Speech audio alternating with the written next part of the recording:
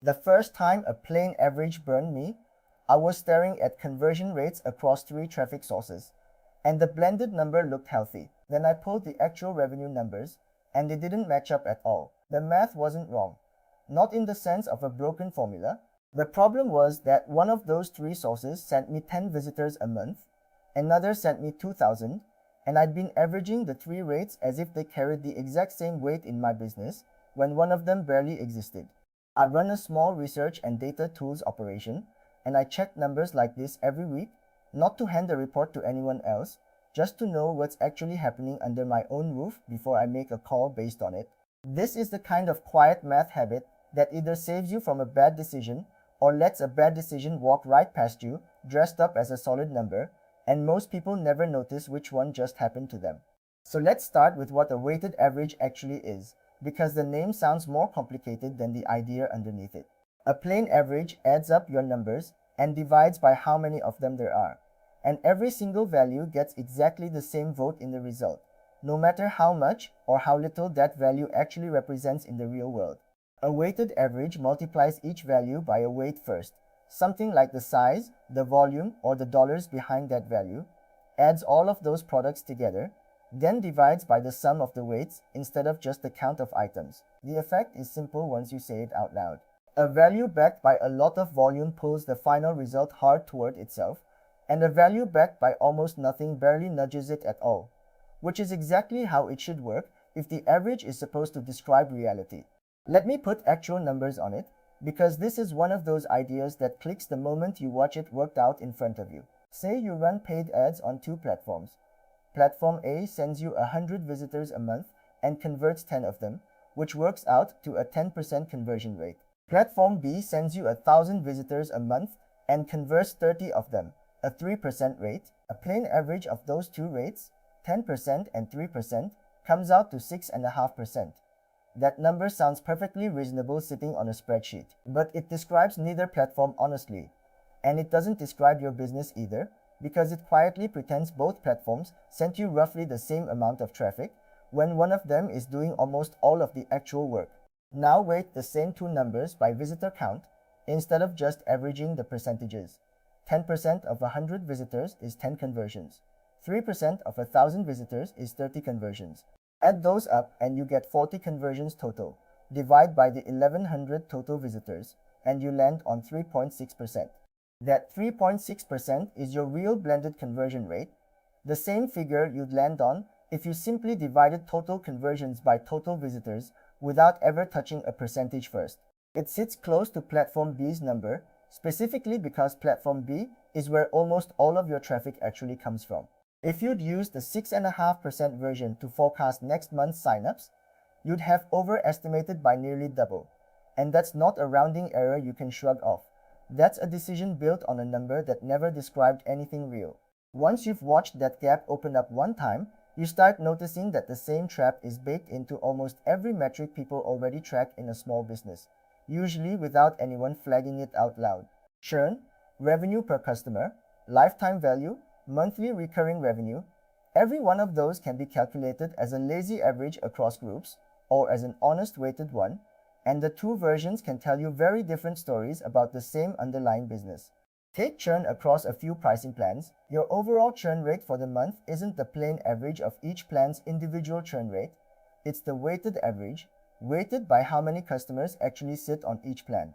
A small plan with 5 customers and 40% churn shouldn't swing your headline churn number nearly as much as a big plan with 500 customers and 4% churn, even though 40 looks like the far scarier number when you glance at it sitting on its own. Or take average revenue per customer across sign-up cohorts of very different sizes. An early cohort of maybe 8 people can throw up wild, jumpy numbers just from small sample noise, 1 or 2 big spenders, or 1 or 2 early quitters, and the whole cohort average swings hard in either direction. Weight that cohort by its actual size relative to the others, and that tiny early group stops hijacking the trend line for every cohort that came after it. Lifetime value works the exact same way the moment you serve more than one kind of customer. Say your business has a cheap self-serve tier and a pricier done-for-you tier sitting side by side. A single blended lifetime value number is only honest if it's weighted by how many customers actually sit in each tier, not just averaged straight across the two tiers as though they had equal headcount, because they almost never do. Even something as basic sounding as monthly recurring revenue can hide this same problem.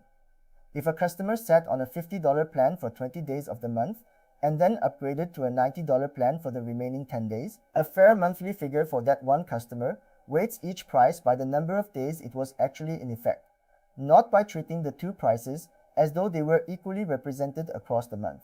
In every one of those cases, the churn plan, the cohort, the lifetime value tiers, the mid-month upgrade, the underlying mechanics are identical to the ad platform example I just walked through.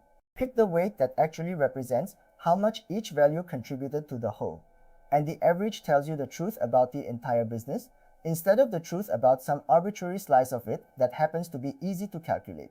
Here's the part people tend to skip past though, and it's the most important part of the whole idea. The weight you choose is a judgment call, not some neutral automatic step in the math that everyone would agree on.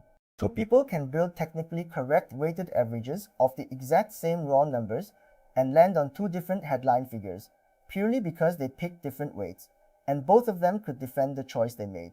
Weight your churn by customer count, and a handful of big enterprise accounts walking out the door gets buried under a much larger pile of small free-tier accounts that stayed put and barely moved the needle. Weight that same churn by revenue instead, and that identical churn event suddenly looks a lot scarier, because now it's weighted by the actual dollars leaving rather than the number of logins leaving. Neither weighting is the correct one in some absolute universal sense. They are simply answering two different questions about the same month. Customer count weighting tells you about retention across your whole customer base, the typical experience of a typical account. Revenue weighting tells you about retention of the dollars that actually keep the lights on in your business. If you only ever look at one of the two, you'll miss whatever the other one would have told you, and you won't even know you're missing it. This is also where a weighted average stops being purely mechanical and starts requiring you to actually know your own business. I weight my own churn number by revenue first, because a handful of larger accounts leaving hurts my business a lot more than the same number of small accounts leaving, and I want that reflected honestly in the headline figure I glance at every single week. But I still keep the customer count weighted version sitting right next to it on the same page, because when that second number starts sliding, it's usually telling me something has gone wrong for smaller customers specifically, even while the revenue weighted number still looks perfectly fine. Practically, before I let myself trust any average I'm looking at, I ask two plain questions, and they take about 10 seconds each. First, are the underlying groups actually different sizes at all? If the channel sizes, or the plan sizes, or the cohort sizes are all reasonably close to equal, a plain average and the weighted one will land close together anyway, and it barely matters which method you use that particular week. Second, if the groups really aren't close to equal in size, what am I actually trying to measure with this number? The experience of one typical individual unit, or the total behavior of the whole business added together?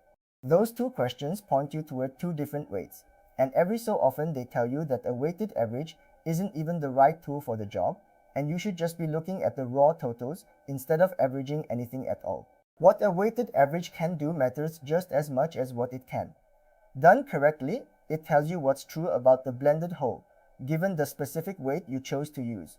It doesn't tell you why the underlying numbers are what they are in the first place, and it doesn't tell you which weighting scheme is the objectively right one for whatever decision you're actually about to make with it.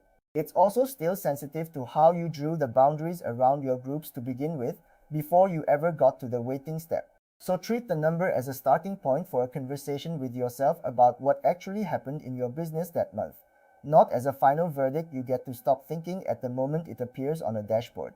None of this guarantees that your churn, your conversion rate, or your revenue per customer will behave any particular way going forward, and nothing here is financial, investment, or tax advice for your specific situation.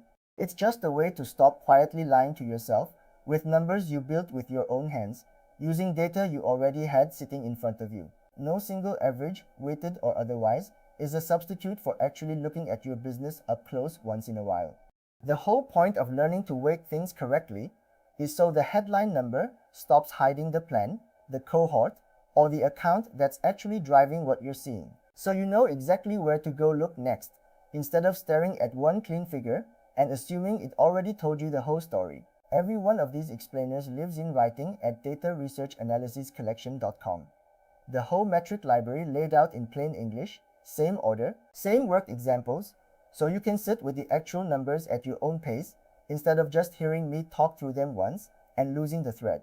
If you want more of this, the kind of plain English walkthrough on the metrics and methods behind running a small operation of your own numbers, that's exactly what this channel is for. Week after week, one metric at a time. Every metric explained in writing at dataresearchanalysiscollection.com. And if that's useful to you, go ahead and hit subscribe.